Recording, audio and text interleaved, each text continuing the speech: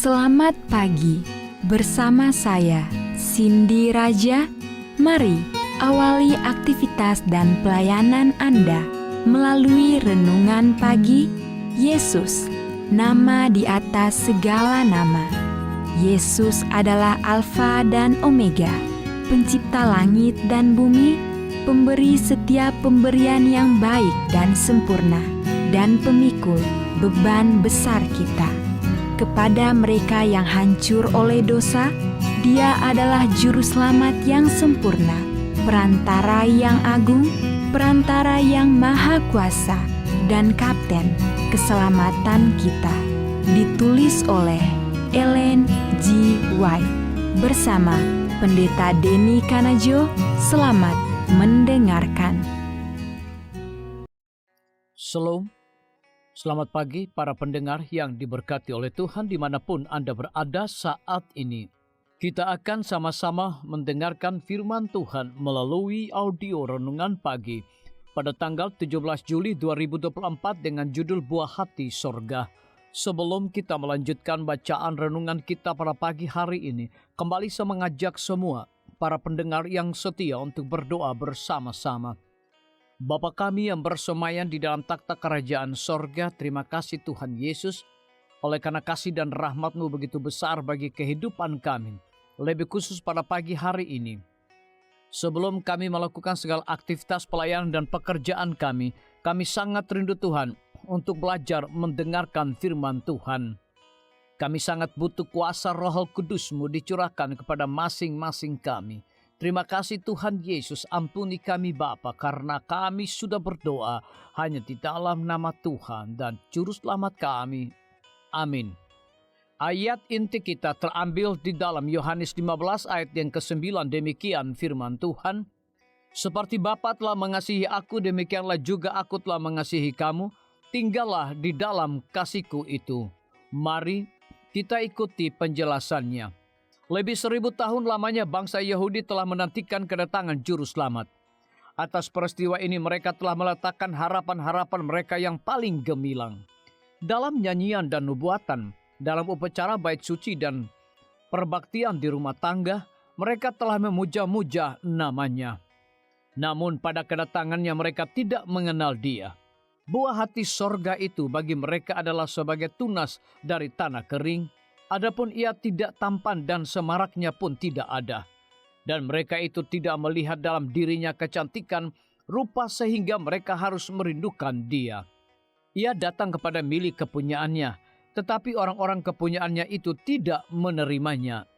Yesaya 53 ayat 2, Yohanes pasal pertama ayat yang ke-11. Namun demikian Allah telah memilih Israel, Ia telah memanggil mereka untuk memelihara di antara manusia pengetahuan tentang hukum-Nya dan tentang lambang-lambang dan nubatan-nubatan yang menunjuk kepada Juru Selamat. Ia menghendaki agar mereka menjadi mata air keselamatan bagi dunia. Sebagaimana Abraham di negeri pengembaraannya, sebagaimana Yusuf di Mesir, dan Daniel di istana Babel, demikian juga seharusnya orang Ibrani di antara segala bangsa. Mereka harus menyatakan Allah kepada umat manusia. Dalam panggilan kepada Abraham, Tuhan telah berfirman, Aku akan memberkati engkau, dan engkau akan menjadi berkat, dan olehmu semua kaum di muka bumi akan mendapat berkat. Kejadian 12, ayat yang kedua hingga ayat yang ketiga. Ajaran yang sama telah diulang-ulangi dengan perantaraan nabi-nabi.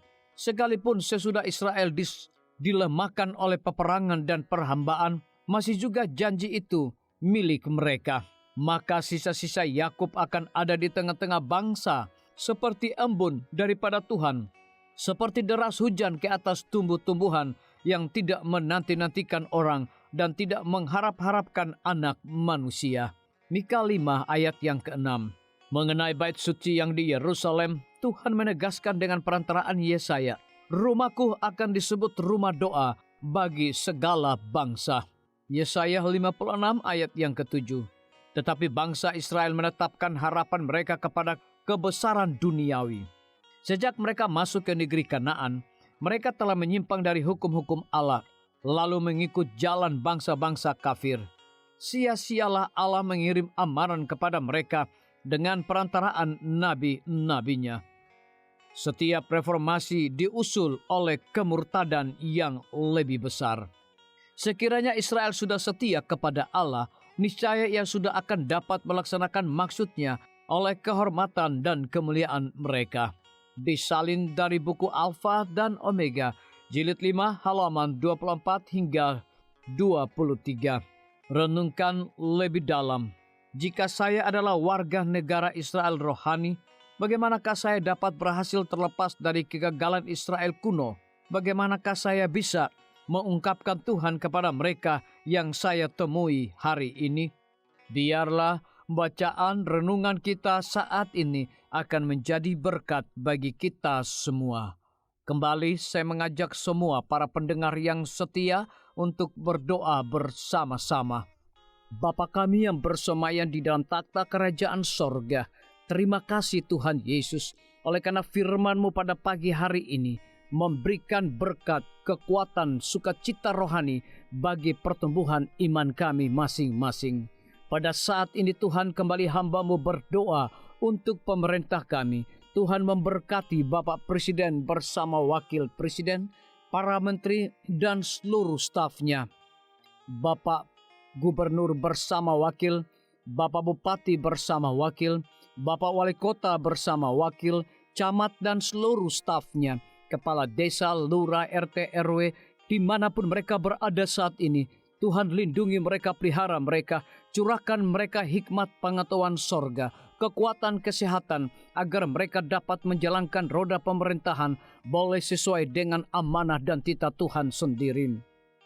Tidak lupa juga kami menyerahkan pimpinan-pimpinan organisasi gerejawi Tuhan dari tingkat yang tertinggi sampai kepada seluruh gembala jemaat.